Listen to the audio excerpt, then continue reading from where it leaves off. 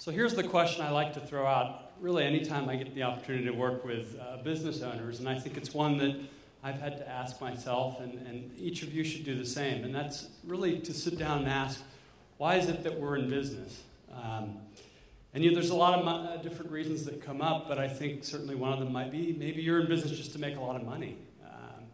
I don't think too many people are willing to admit that, but I think it's a damn fine reason to be in business. And in fact, if your real reason is something else, primary, I think that if you're not focused on this, you're going to have a problem because you want to keep your doors open and make sure that your ultimate goals are definitely met. A lot of businesses are in business really to get a big message out there to the world. I see this with nonprofits certainly a lot. And then the other one certainly is to leave a legacy behind. For me, when I opened my own practice, I had the motivation, the dream, the credentials, but I didn't really have a firm understanding of the foundations that go into place for that. I wanted to leave a legacy of kind of changing the way attorneys help clients to make it much more relationship-based. But what I did ignore at the beginning certainly was the importance of this foundation.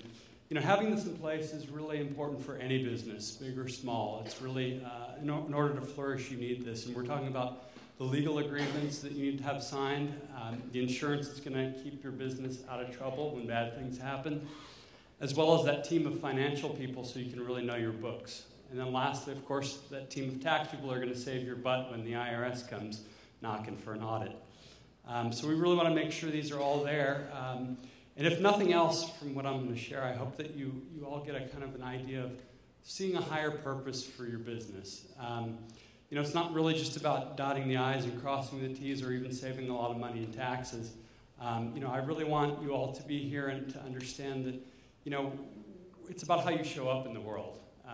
And this foundation is in place really to change that. I like to think that I want all my clients to have the kind of business that's kind of a real deal, eyes wide open type of business that they're taking seriously. What does this lift process do and why do I use it? Well, for starters, it's about looking at your business and seeing those things that you may not be seeing. It's kind of like shining a light into some of those dark corners, and the goal here is to come out of it with both an inspired and an empowered action plan so we can make sure we've got that support system for us to grow the business. And what that leads to really is about consciousness. What does it mean to be a conscious business owner? To me, it means you're looking at, you're seeing, and you're willing to look at really all those parts of your business that even the ones that, quite frankly, are kind of tough to look at, and oftentimes it's especially those that we need to make sure we are looking at. The L in the LIFT system, which is an acronym that I like to use, certainly in my processes, is, of course, legal. That's the one that I'm most directly involved with for clients. And let's go through kind of some ways in which you might be sabotaging yourself if you're ignoring that. First of all, your creativity is going to be cramped. Part of it is protecting your ideas. As an entrepreneur, that's a big thing.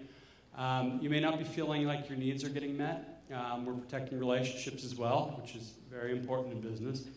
And lastly, we're going to protect against these kind of conflicts and dramas. They might be small or they could be big ones that lead to litigation. And let's look a little bit more specifically about how this works. The first step, I think, is certainly your personal assets, and that often starts with a business entity.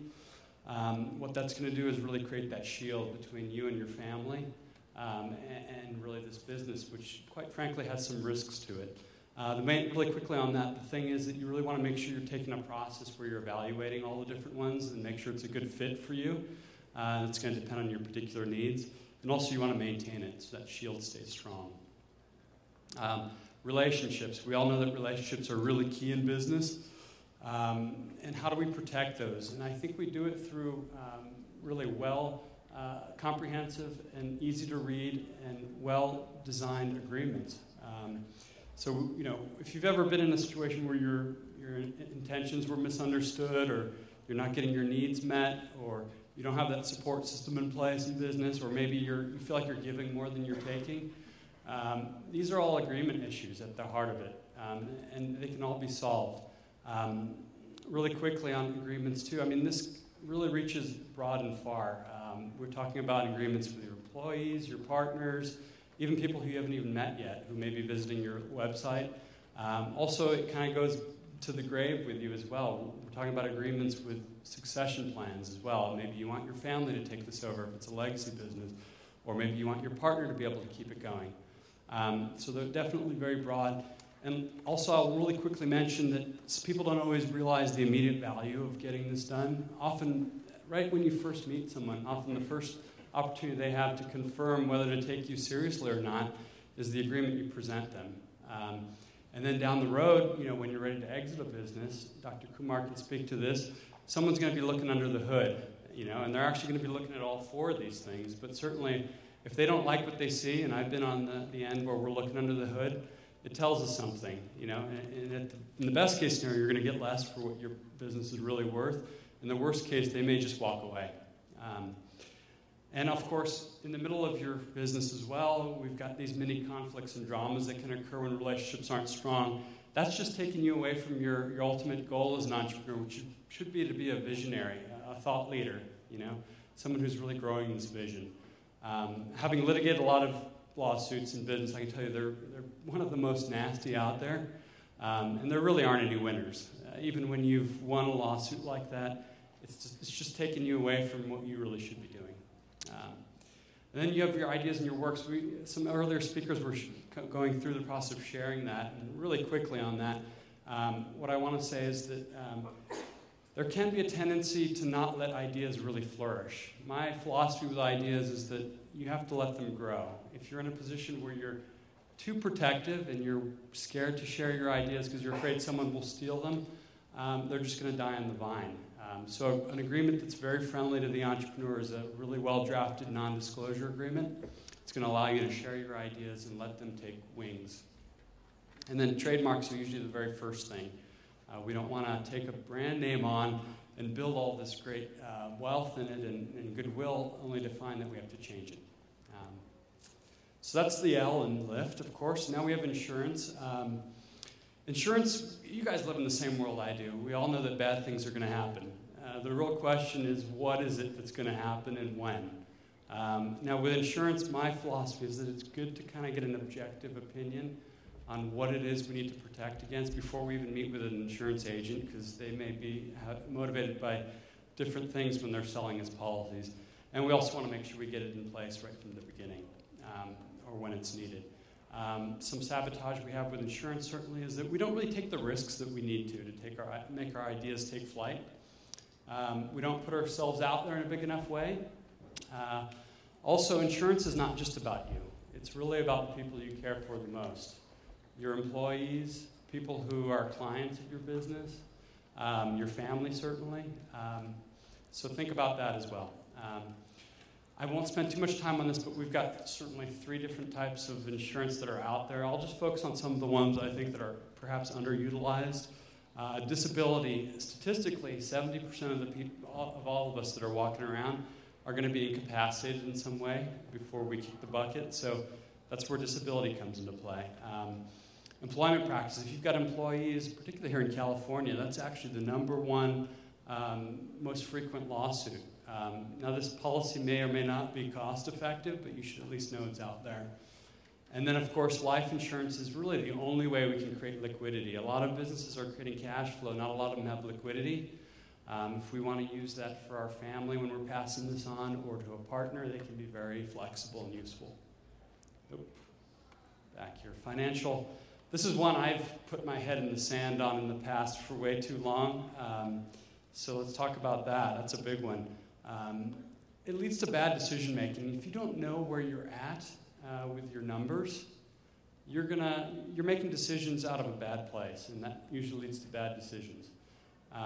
Also, it does restrict our creativity as well. We see how this all kind of comes together to allow you to really do what you need to be doing as an entrepreneur. We're playing too small, and we can be really paralyzed with fear. If you've ever been in that position where you're looking at your online bank account to see whether you can write that check, you know what that's like, and we want to eliminate that and create freedom for you. So here's some basic ones. Almost all of you here should probably be thinking of outsourcing a bookkeeper. I think your time is more than likely way more valuable than doing that kind of work. A good bookkeeper also is more than just a data entry person. They should be able to tell you where your income's coming from, why you have certain expenses, as well as know the cycles of your business. And of course, you need that NDA first thing with an outsourced bookkeeper, because they're going to know stuff about what's going to happen before your best friends do. So I like to see about 3 statements on a monthly basis, and this is really the system's here to help you do that. A profit and loss, a balance sheet, as well as your accounts receivable every month. Ideally, you're not just looking at that and seeing where am I now, and here's where I used to be, but we're also comparing that to projections, monthly and yearly projections. So this whole thing works in a way where you're able to actually look forward and make much more empowered decisions financially. Tax, all right, the T in lift. Taxes, someone earlier spoke about growth. That's usually the time when taxes can bite us in the ass. Certainly, we're sabotaging ourselves if we're going back to our original reason for being in business. If it's to make money for our family or for ourselves, it means if we're paying too much taxes, there's less of that. If it's to get our message out there or to build this legacy, same thing. We're shooting ourselves in the foot there. We're definitely living smaller. We don't have things documented. If the IRS comes knocking, we're going to have to spend hours and hours, days and days to sort of make them happy and go away. And just paying too much taxes, you're not competitive. If your competitors are paying much less, why are you paying more, right?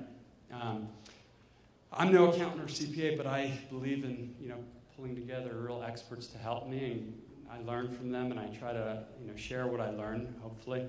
Now, what I do, having been burned by this, is every time I bring in $1, I put 20 to 30% of that aside over here so that I don't get blindsided when it comes time to pay those taxes.